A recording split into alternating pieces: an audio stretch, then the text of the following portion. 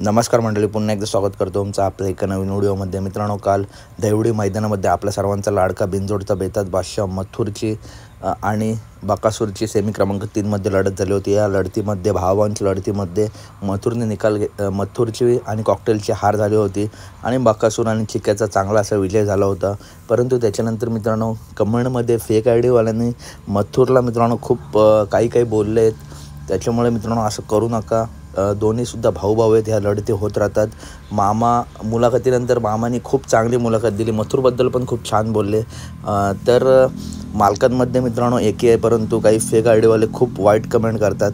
तर आता मथुर कोणत्या मैदानात पळणार, तर येणाऱ्या 17 ऑगस्टला विरकडवाडीचं भव्य दिव्य ओपन हिंदकेसरी मैदान संपन्न होत आहे. या मैदानात आपला मथुर पळताना दिसणार आहे. आणि संभावित पायरा कोण, तर मित्रांनो वेगाचा शेवट सर्जा किंवा घोटकरांचा सर्जा या दोन नंदींपैकी एका नंदीसोबत मथुर पळताना दिसू शकतो. हा फिक्स नाही तर मित्रांनो संभावित पायरा आहे, परंतु यापुढे नियोजन टॉपचंच दिसेल. मैत्री खातीर मागच्या मैदानातील 2-3 पैरे केले होते, ते सुद्धा टॉपचेच होते, परंतु याच्या पुढे अजून टॉपचं नियोजन असेल. तर कसे वाटले व्हिडिओ, आणि मित्रांनो कमेंट सेक्शनमध्ये नंदीबद्दल वाईट बोलू नका, कारण ते महादेवाचे नंदी आहेत. मी सुद्धा बकासूर मथुर प्रेमी आहे, परंतु असं नंदीबद्दल वाईट कमेंट करू नका, हीच विनंती. भेटूया पुढच्या व्हिडिओमध्ये. धन्यवाद मित्रांनो.